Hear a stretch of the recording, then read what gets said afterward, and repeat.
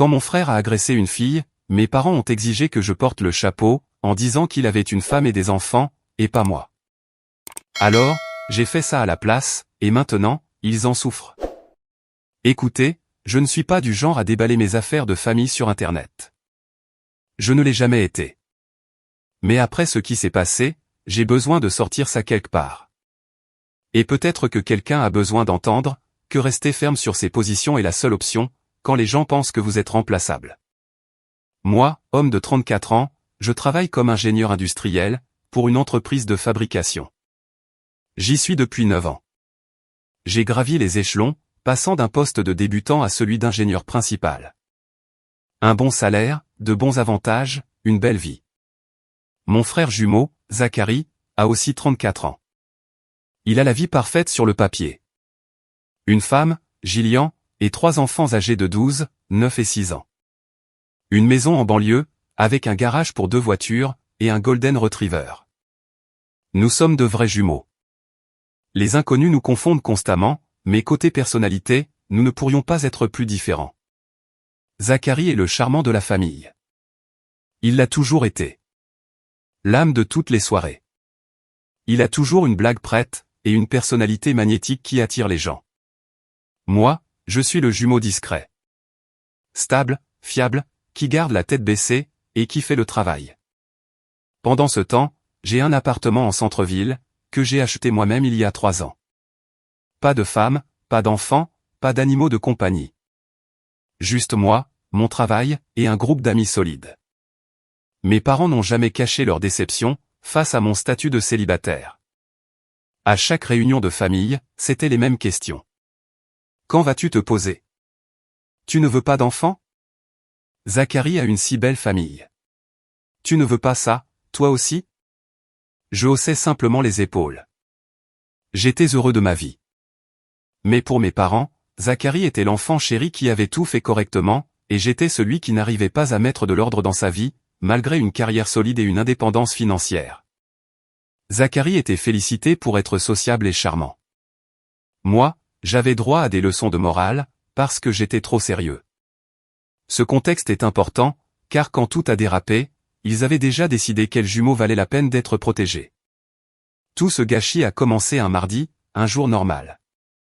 J'étais au travail, en train de passer en revue les plannings de production, pour un nouveau contrat que nous venions de décrocher. Une grosse affaire pour l'entreprise, et une affaire encore plus grosse pour mon département. Le contrat valait 8,2 millions sur 3 ans. Et mes protocoles d'efficacité allaient déterminer, si nous atteignions nos marges bénéficiaires, ou si nous accusions des pertes. J'avais passé 2 semaines à préparer la présentation. Le vice-président des opérations était là, ainsi que le directeur de la fabrication, et 2 membres du conseil d'administration qui avaient fait le déplacement depuis le siège. Ce n'était pas une simple réunion de service, à laquelle on pouvait échapper. J'étais en plein milieu de ma présentation face aux supérieurs, concernant la mise en œuvre de ces nouveaux protocoles d'efficacité, quand mon téléphone s'est mis à vibrer dans ma poche. D'abord ma mère, puis mon père, puis Zachary. Je les ai ignorés. On ne prend pas d'appel personnel pendant des réunions de direction. C'est juste du bon sens. Mais ils ont continué à appeler. Mon téléphone dansait littéralement sur la table de conférence. Le vice-président m'a lancé un regard, alors je me suis excusé, et je suis sorti. 14 appels manqués. 14, en 30 minutes. Le message vocal de ma mère était tremblant, presque incohérent. Quelque chose à propos d'une urgence, du fait qu'elle devait me voir tout de suite, et que Zachary avait des ennuis. Elle ne voulait pas dire quel genre d'ennui. Elle répétait juste que je devais venir chez eux immédiatement. Une urgence familiale. Je l'ai rappelé. Elle a répondu à la première sonnerie, la voix aiguë et paniquée. Elle m'a dit de finir le travail, et de venir directement chez eux. Elle ne voulait rien expliquer au téléphone. Le trajet en voiture jusqu'à chez eux, après le travail, m'a paru plus long que d'habitude. J'ai passé en revue toutes les possibilités dans ma tête. Quelqu'un de malade. Quelqu'un de mort. L'entreprise de Zachary qui fait faillite. Gillian qui le quitte. Rien ne m'avait préparé à ce qui m'attendait réellement. J'ai passé la porte d'entrée vers 18 h. La maison était plongée dans le noir, à l'exception de la lampe du salon. Mes parents étaient assis sur le canapé. Zacharie se tenait près de la fenêtre, le regard fixé sur son téléphone, les épaules voûtées. Gillian n'était nulle part en vue. Mon père n'a pas perdu de temps. Zacharie avait été accusé d'avoir agressé sexuellement une jeune femme de 23 ans, à son bureau. Elle avait déposé plainte à la police 3 jours plus tôt. Les RH avaient été prévenus. Les avocats de l'entreprise étaient impliqués. La femme avait engagé son propre avocat. Je suis resté là, à essayer d'assimiler la nouvelle. L'avait-il fait? Zacharie ne m'a pas regardé. Ma mère s'est mise à pleurer immédiatement. Elle s'est lancée dans un grand discours, sur les malentendus, les femmes avides d'argent, et les fausses accusations. Mon père l'a coupé. Il devait discuter des options en tant que famille. Être intelligent, et stratégique face à ça. C'est à ce moment-là que j'aurais dû partir. C'est là que chaque instinct de mon corps m'a dit de faire demi-tour, et de m'en aller. Mais je ne l'ai pas fait. Je suis resté, parce que je me disais qu'il y avait peut-être une explication raisonnable. Zacharie a fini par prendre la parole, la voix tremblante, et sur la défensive. Il avait travaillé tard avec cette femme, Riley, sur un rapport trimestriel. Une grosse présentation pour le conseil. Ils étaient seuls dans la salle de conférence, vers 20h, un vendredi. Tous les autres étaient rentrés chez eux. Le bureau était d'un calme plat. Juste le bourdonnement du système de climatisation, et leurs ordinateurs portables qui traitaient des chiffres. Zacharie a raconté qu'il travaillait depuis 3 heures d'affilée, qu'il avait commandé à dîner pour eux deux, de la nourriture chinoise du resto de la 5e rue. Il a payé avec la carte de l'entreprise, lui a dit de passer ça en note de frais plus tard. Il a ajouté que la conversation avait dévié du travail vers la sphère personnelle, qu'elle avait ri à ses blagues, et qu'il avait pensé qu'elle était intéressée. Il a admis qu'il avait fait des avances, qu'il avait essayé de l'embrasser, qu'il avait posé sa main sur sa cuisse, et qu'il lui avait dit qu'elle était attirante. Mais il jurait que, lorsqu'elle a dit non, il s'était arrêté. Qu'elle l'avait repoussé, et qu'il avait immédiatement reculé. Un malentendu entre collègues, un signal mal interprété. Est-ce que tu t'es imposé à elle? Est-ce que tu l'as agressée? Il a hésité. Juste une seconde, peut-être 2. Ses yeux ont fait des allers-retours vers mes parents, avant de se poser à nouveau sur son téléphone. Cette hésitation m'a tout dit. Ma mère est intervenue, avant qu'il ne puisse réellement répondre. Rien de tout cela n'a d'importance pour le moment. Les détails ne sont pas pertinents. Ce qui compte, c'est de protéger la famille, de protéger les enfants de Zacharie. Elle n'arrêtait pas de dire ses enfants, comme s'il s'agissait d'accessoires, au lieu d'êtres humains réels. Puis mon père a commencé son argumentaire.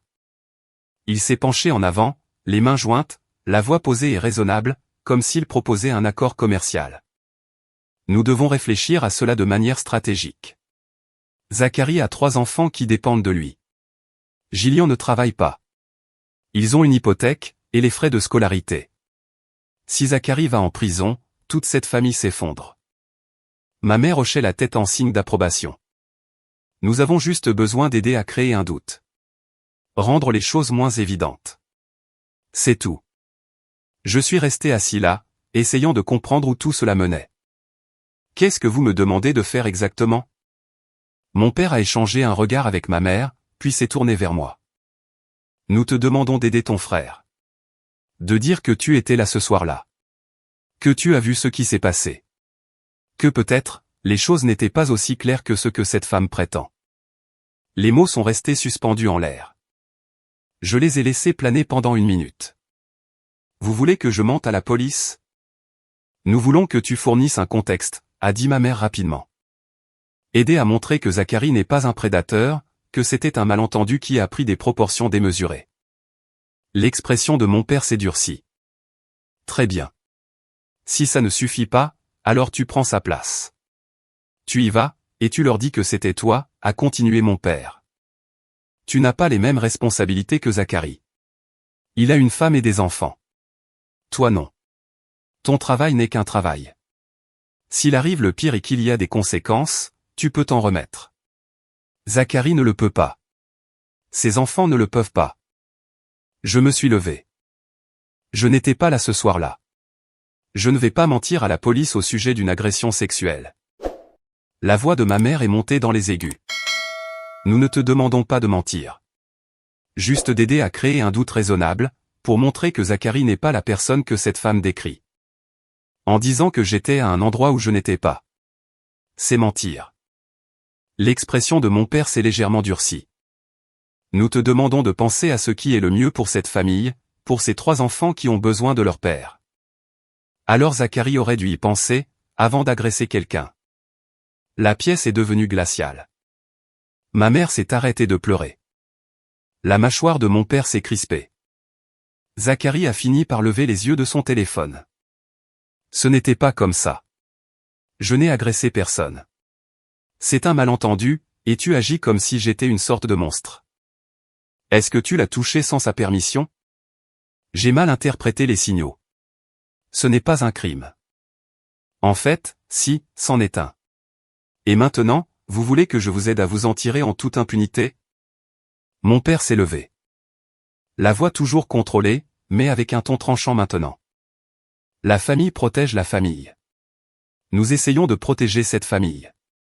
Si tu pars maintenant, ça veut dire que tu choisis une étrangère, plutôt que ton propre frère. Je choisis de ne pas commettre un crime pour lui. Ma mère m'a attrapé le bras. S'il te plaît, réfléchis-y juste. La nuit porte conseil. Nous pourrons en reparler demain, quand tout le monde sera plus calme. J'ai dégagé mon bras. Il n'y a rien à réfléchir. Je ne ferai pas ça. Je me suis dirigé vers la porte. Mon père m'a interpellé. Si tu sors maintenant, ne t'attends pas à ce qu'on laisse tomber. Zachary a besoin d'aide. Cette famille a besoin d'aide. Le fait que tu refuses de faire partie de la solution, en dit long sur qui tu es. Je me suis arrêté à la porte, et je me suis retourné. Qu'est-ce que ça dit exactement? Que tu te soucies plus de toi-même, que de ta propre famille. Je suis parti sans répondre. Le lendemain matin a commencé par des SMS de ma mère, dès 6h47. S'il te plaît, reconsidère la chose. Nous sommes désespérés. L'avocat de Zachary dit que le dossier est solide contre lui, sans quelqu'un d'autre pour apporter du contexte. Tu es le seul à pouvoir l'aider, je t'en prie. Puis un autre à 7h15. Ces enfants vont grandir sans leur père, parce que tu refuses d'aider. Peux-tu vivre avec ça? Zachary m'a envoyé un message vers 10h, parlant de sa vie, de ses enfants, et de Gillian qui s'effondrait. Gillian a envoyé un texto à 11h30, disant que les enfants demandaient pourquoi papa avait l'air effrayé. Mon père a laissé un message vocal sur la loyauté familiale, sur le fait de faire ce qui est juste, et sur la façon dont toute la famille élargie saurait que j'avais refusé d'aider. Ma mère a appelé en pleurant, sur le fait qu'elle ne m'avait pas élevé pour être égoïste. Je n'ai répondu à rien de tout ça. J'ai bloqué le numéro de Gillian. J'ai supprimé les messages vocaux sans les terminer. Je suis allé au travail comme d'habitude. Ce soir-là, mon père a essayé d'appeler sur ma ligne professionnelle. La réceptionniste a transféré l'appel. Nous devons parler de ça de manière rationnelle, a-t-il commencé. Aucune salutation. Tu prends une décision émotionnelle basée sur des principes, au lieu de penser à la réalité pratique. L'avocat de Zachary dit. J'ai raccroché. J'ai bloqué son numéro sur le système du bureau. Vers 20h, ma mère s'est présentée à mon immeuble. La réception m'a appelé. Je leur ai dit que je n'acceptais pas de visiteurs. Elle a attendu dans le hall pendant 40 minutes, avant que la sécurité ne lui demande de partir. Le garde de sécurité, un gars plus âgé qui travaillait à l'accueil depuis 6 ans, m'a prévenu le lendemain matin. Il a dit qu'elle avait pleuré, fait une scène, et essayé de le convaincre de la laisser monter sans autorisation. Il avait géré assez de drames dans sa carrière, pour savoir quand quelqu'un essayait de manipuler les règles du bâtiment. Il était resté ferme, et avait fini par appeler le gestionnaire de l'immeuble, lorsqu'elle avait refusé de partir. Elle était finalement sortie, en marmonnant des choses sur les enfants ingrats. Le deuxième jour a été pire. Ma mère m'a envoyé un SMS à 6h du matin, m'informant que le procureur allait de l'avant avec les chefs d'accusation. Zachary m'a envoyé un long message sur le fait qu'il allait devoir vendre la maison, retirer les enfants de l'école, et emménager chez les parents de Gillian. Il me disait que je détruisais leur vie, juste pour garder une supériorité morale.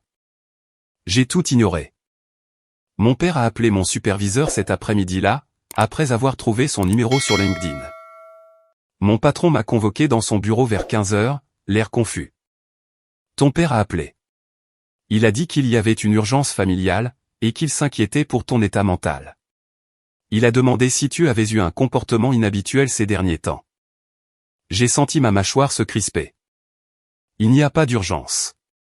Ma famille essaie de m'impliquer dans une affaire judiciaire dont je ne veux pas faire partie. Mon patron a hoché la tête lentement. Il était dans le monde de l'entreprise depuis assez longtemps, pour reconnaître un dysfonctionnement familial quand il en voyait un.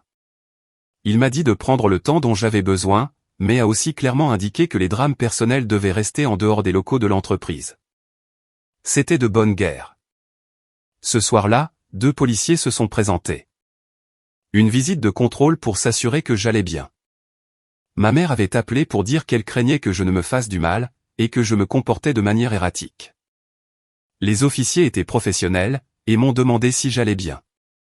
J'ai expliqué calmement, que ma famille et moi avions un désaccord sur une question juridique, et qu'ils allaient trop loin de manière inappropriée. Je leur ai montré ma carte d'identité, j'ai prouvé que j'étais cohérent et stable. Ils l'ont noté, et sont partis. Mais je savais ce que c'était. Mes parents me montraient de quoi ils étaient capables. Le 3e jour, ma mère a appelé d'un nouveau numéro. J'ai répondu par accident. Dieu merci. S'il te plaît, écoute. Nous manquons de temps. La mise en accusation est la semaine prochaine. L'avocat de Zachary a besoin d'une déclaration. Juste un témoin de moralité. C'est tout. Elle avait changé de tactique, passé de ment à la police, à soit juste un témoin de moralité. Elle testait pour voir si j'accepterais la demande la plus petite. Juste quand je pensais en être sorti, ils essayaient de m'y ramener. Arrête de m'appeler. Nous avons fait une erreur en demandant plus. Nous étions paniqués. Mais ça, c'est raisonnable. Je t'en prie.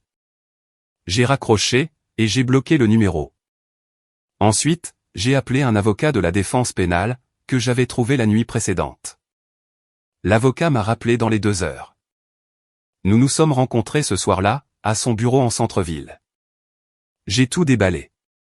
La conversation initiale, la campagne de pression, le contrôle de police, l'appel de mon père à mon travail. Il prenait des notes dans un carnet relié en cuir. Quand j'ai fini, il s'est adossé à sa chaise. Il prépare quelque chose. Ce n'est pas du harcèlement aléatoire. Ils essaient de vous à l'usure, pour que vous acceptiez une position de compromis. D'abord, ils demandent tout. Vous refusez. Ensuite, ils demandent quelque chose de plus petit, qui semble raisonnable en comparaison. Mais tout cela sert le même objectif. Que dois-je faire? La prochaine fois qu'ils vous contacteront, enregistrez-les. Faites-les dire explicitement ce qu'ils veulent, en gardant une trace. En ce moment, c'est trop vague. Forcez-les à être précis. Ils prenaient 350 € de l'heure. Ça valait chaque centime. 2 jours plus tard, mon père a appelé depuis un autre nouveau numéro. J'ai failli ne pas répondre, mais les conseils de l'avocat étaient frais dans mon esprit. Nous devons parler en face à face, a dit mon père. Plus d'appels téléphoniques. Plus de jeux. Asseyons-nous juste, et discutons de ça comme des adultes. Je n'ai rien à discuter. La mise en accusation de Zachary est lundi.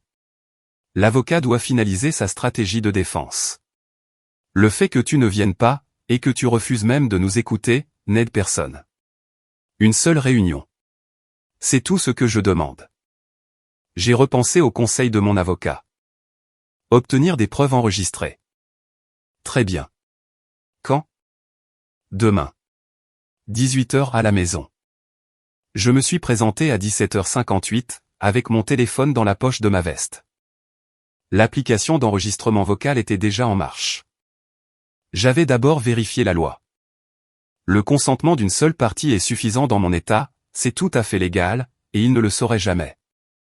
Gillian était là cette fois, assise sur le canapé à côté de ma mère. Zachary se tenait près de la fenêtre, tapotant son téléphone contre sa cuisse. Mon père était assis dans son fauteuil inclinable.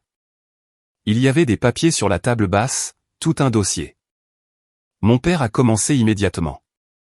L'avocat de Zachary dit que l'affaire repose sur la crédibilité. C'est parole contre parole. Aucune preuve physique, aucun témoin, juste deux récits contradictoires. Le procureur va de l'avant, parce que cette femme semble crédible, et que Zachary n'a personne pour appuyer sa version. Je suis resté silencieux. Je l'ai laissé parler. Nous ne te demandons plus de mentir. Nous avions tort. Nous avons franchi une ligne. Mais il y a d'autres moyens par lesquels tu peux aider. Un témoignage de moralité. Des gens qui peuvent parler du caractère de Zachary. Gillian a pris la parole, d'une voix basse. Les enfants n'arrêtent pas de me demander ce qui ne va pas. Je ne sais pas quoi leur dire. Je les regardais. Dis-leur la vérité. Que leur père a agressé quelqu'un. Son visage s'est décomposé. Mon père a levé la main pour m'arrêter. L'avocat de Zachary a passé en revue les options. Il y a des moyens de créer un doute raisonnable, sans que personne ne mente. Un témoignage de moralité sur l'éthique de travail de Zachary, sur ses valeurs familiales. Je me suis adossé à mon siège, et j'ai croisé les bras. Expliquez-moi exactement ce que vous demandez. Mon père a semblé soulagé que je participe à la discussion. Juste un témoignage sur le caractère de Zachary. Dire qu'il n'est pas le genre de personne qui ferait. Que dirais-je spécifiquement? Ma mère est intervenue. Que tu connais ton frère. Qu'il respecte les femmes. Que ça ne lui ressemble pas. J'ai hoché la tête lentement. Et qu'en est-il de l'incident lui-même? De la nuit où ça s'est passé? L'expression de mon père a changé, devenant plus impatiente. L'avocat pense que ça aiderait, si quelqu'un pouvait apporter du contexte sur cette soirée. Peut-être que tu as parlé à Zachary ce soir-là, qu'il a mentionné qu'il travaillait tard avec une collègue. Qu'il semblait normal, ni agité, ni coupable. Est-ce que j'ai parlé à Zachary ce soir-là? Pause. Tu aurais pu.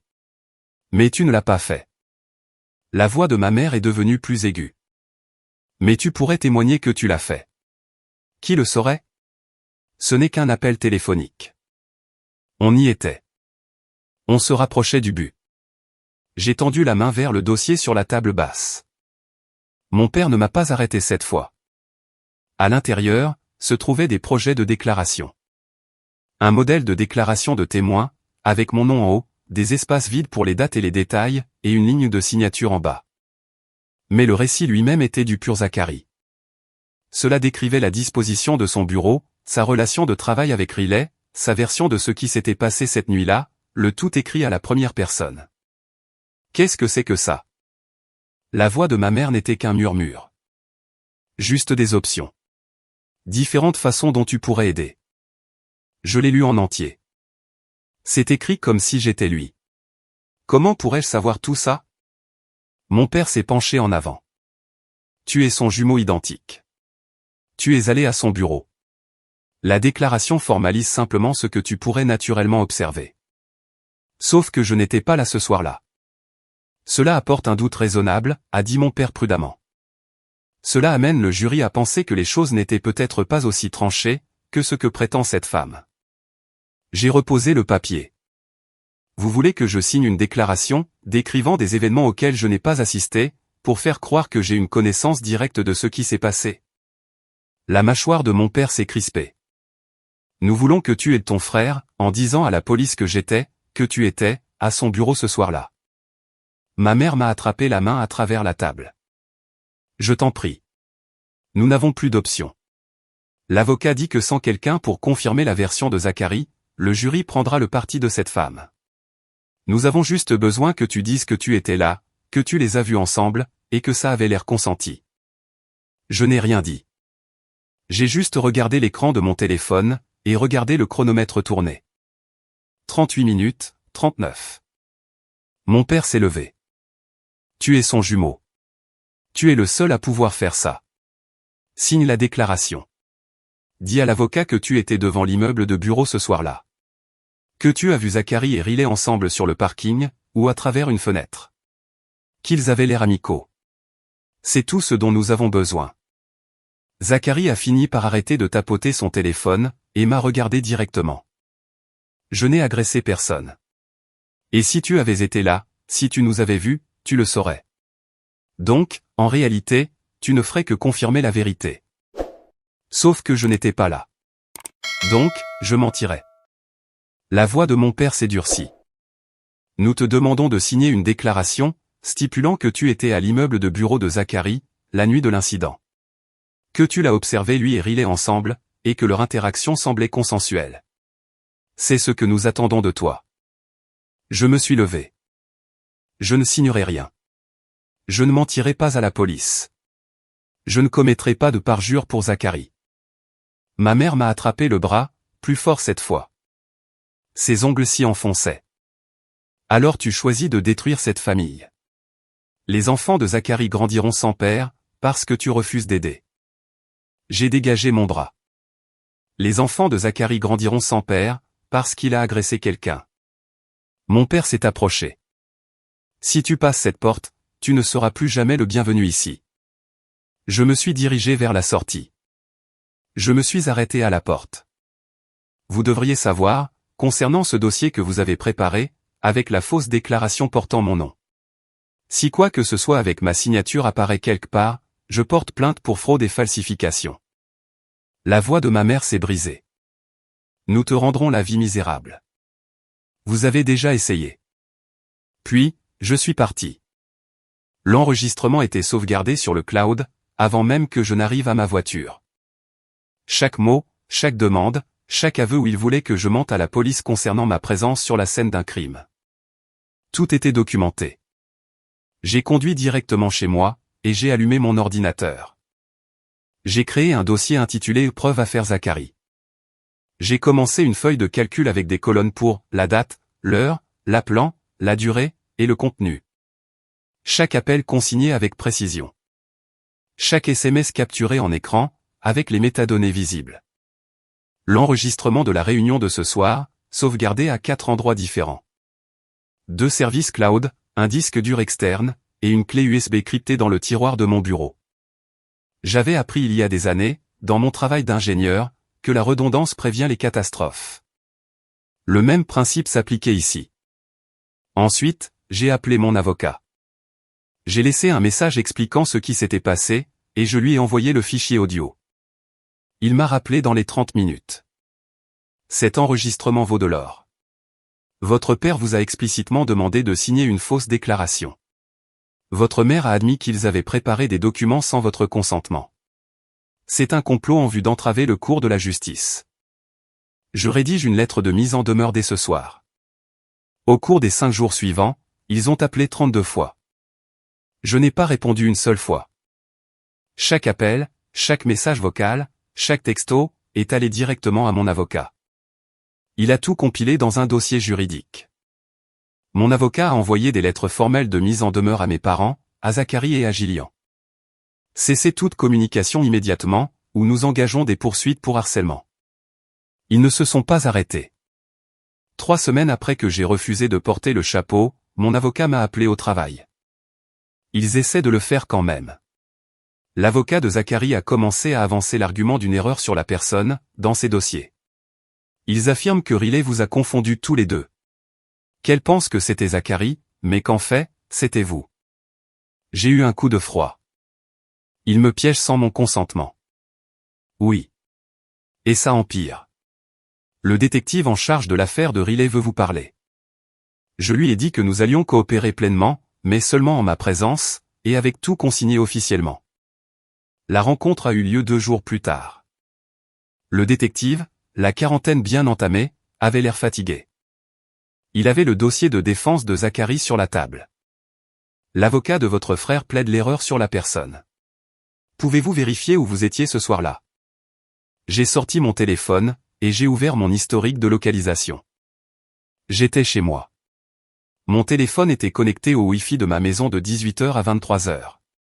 Mon immeuble a des caméras de sécurité dans le garage et le hall. Ma voiture n'est jamais sortie.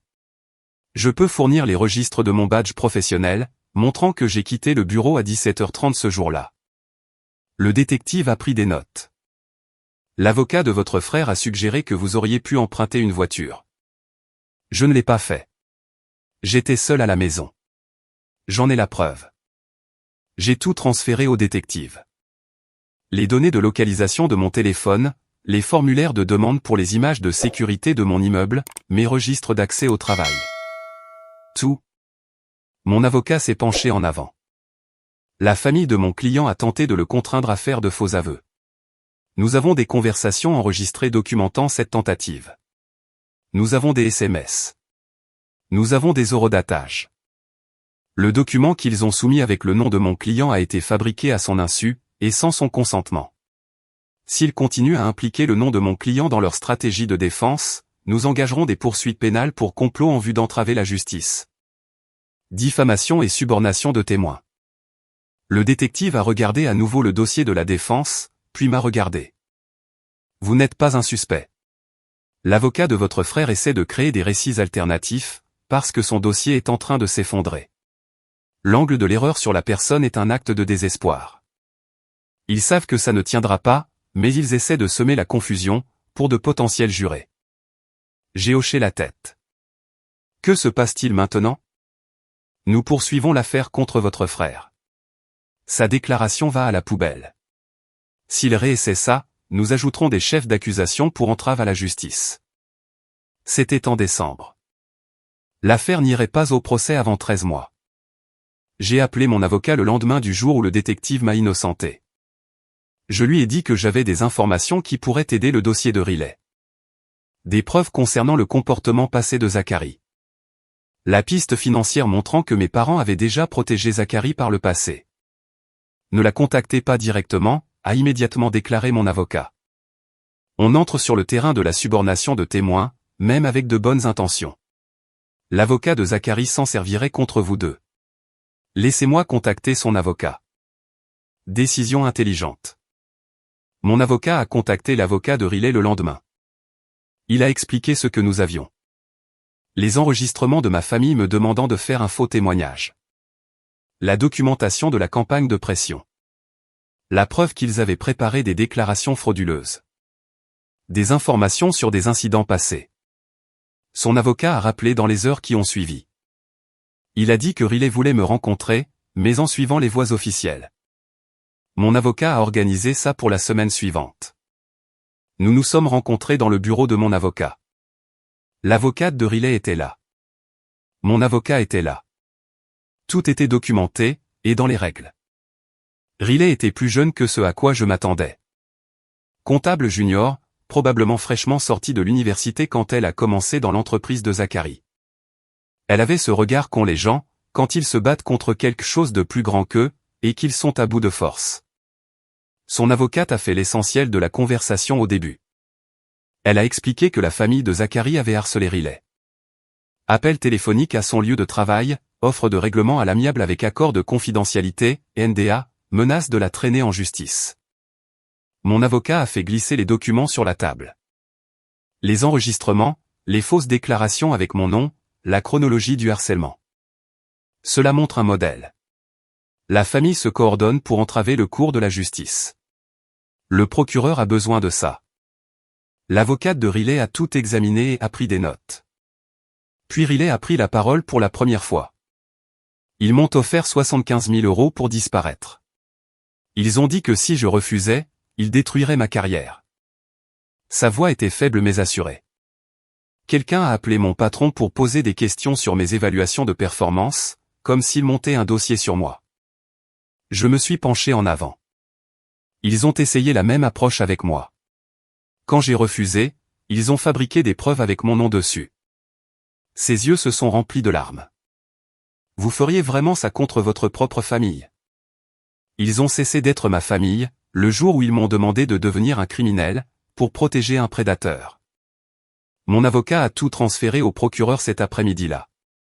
L'avocate de Riley a reçu des copies de tout. L'affaire a traîné pendant plus d'1 an. Requête, déposition, report. L'avocat de Zachary n'arrêtait pas d'essayer de retarder les choses, espérant que Riley abandonnerait, ou que les preuves s'affaibliraient. Elle n'a pas lâché. Le dossier de Riley était solide. Elle s'était envoyé un email avec un compte rendu détaillé, dans l'heure qui a suivi l'agression, horodaté à 21h47. Son avocate a assigné le téléphone de Zachary à comparaître, et un service de récupération de données médico-légales a extrait des SMS que Zachary pensait avoir définitivement effacés. 17 messages qu'il lui avait envoyés ce soir-là, allant de « Je suis désolé si j'ai mal interprété les choses » à « Si tu parles de ça à qui que ce soit, tu le regretteras ». Les dossiers RH de l'entreprise ont révélé 3 autres plaintes contre Zachary, sur une période de 5 ans. Des femmes signalant des commentaires inappropriés, des attouchements non désirés, des violations de limites. Tout était documenté, mais aucune suite n'avait jamais été donnée, parce que Zachary était l'un de leurs meilleurs éléments. Les témoignages d'autres personnes ont aidé à établir un schéma de comportement. Le jury a mis 4 heures pour le déclarer coupable d'agression sexuelle et de séquestration. Zachary a écopé de 3 ans dans une prison d'État. 3 ans, plus une mise à l'épreuve, l'inscription au registre des délinquants, et une obligation de soins psychiatriques. Gillian avait déjà demandé le divorce au milieu du procès, et avait emmené les enfants chez ses parents, dans un autre État. Mes parents ont débarqué à mon lieu de travail après l'énoncé du verdict. Ils ont fait un scandale sur le parking. La sécurité les a escortés vers la sortie, pendant que ma mère hurlait que j'avais détruit la famille, et que les enfants de Zachary grandiraient sans père, à cause de moi. Je les ai regardés se faire expulser, sans dire un mot. Après la condamnation, mes parents m'ont envoyé un seul email. Long, amer, disant à quel point j'avais détruit la famille. Comment les enfants de Zachary grandiraient sans père à cause de moi? J'ai répondu par une seule phrase. Je n'ai pas détruit cette famille. C'est vous qui l'avez fait, quand vous m'avez demandé de porter le chapeau pour un crime que je n'ai pas commis. Puis, je les ai bloqués. 6 mois ont passé. Mes parents avaient 3 mois de retard sur leur deuxième hypothèque. Avec Zachary en prison, ils avaient du mal à s'en sortir. Mon père est sorti de sa retraite, et a trouvé un travail à temps partiel dans une quincaillerie. Ma mère a pris des horaires dans la vente au détail. Tous deux à la fin de la soixantaine, obligés de travailler pour garder la tête hors de l'eau. J'aurais pu aider. J'avais l'argent, mais j'ai fait un autre choix. J'ai contacté un avocat spécialisé en droit financier, et j'ai expliqué la situation. La banque qui détenait leur hypothèque se préparait à entamer une procédure de saisie immobilière. Mon avocat a travaillé avec un courtier en hypothèque. Les banques vendent tout le temps des créances douteuses à des investisseurs privés. Le processus est simple si vous connaissez les bonnes personnes. Mon avocat connaissait les bonnes personnes. Voici comment ça a fonctionné. La deuxième hypothèque initiale de 200 000 € de mes parents avait été en partie remboursée sur 3 ans, laissant un solde impayé d'environ 185 000 €. La première hypothèque avait été remboursée des années auparavant, faisant de celle-ci leur principale dette restante. Après qu'ils ont pris du retard dans les paiements, la banque a voulu se débarrasser de cette dette non performante. J'ai racheté la créance pour 140 000 €, ce qui représentait environ 75 centimes pour un euro. La banque était contente de récupérer quelque chose, plutôt que de gérer une longue procédure de saisie. Une fois le transfert terminé, je détenais désormais une dette d'une valeur de 185 000 €, pour laquelle je n'avais payé que 140 000 €. Le processus a pris 6 semaines. Tout était légal, documenté, et effectué par les voies officielles. Une fois le transfert terminé, mon avocat leur a envoyé une lettre recommandée. La dette avait été vendue.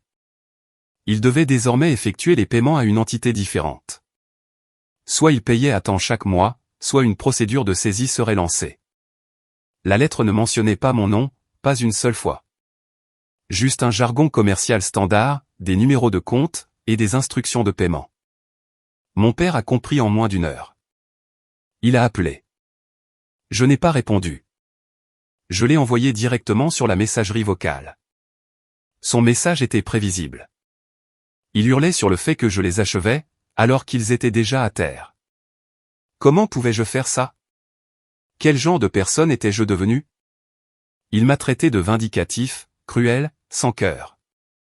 Je l'ai supprimé sans l'écouter jusqu'au bout. Il a appelé le bureau de mon avocat.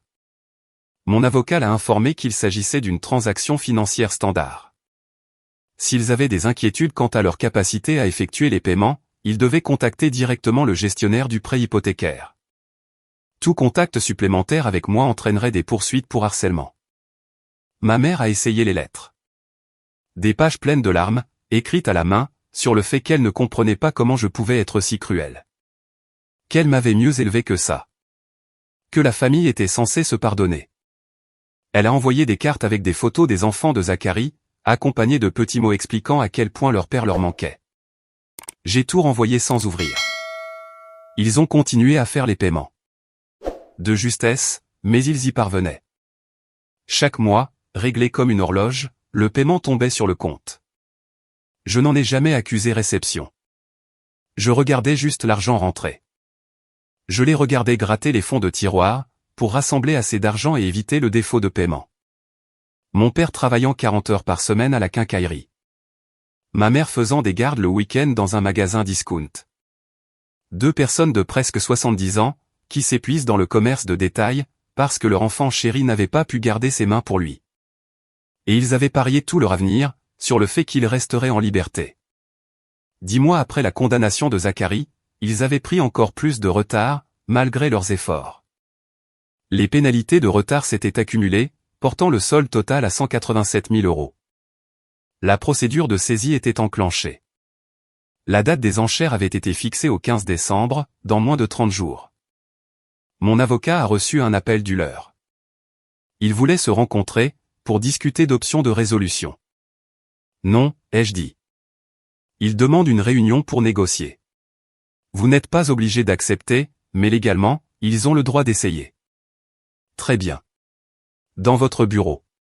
Caméra qui enregistre. En votre présence.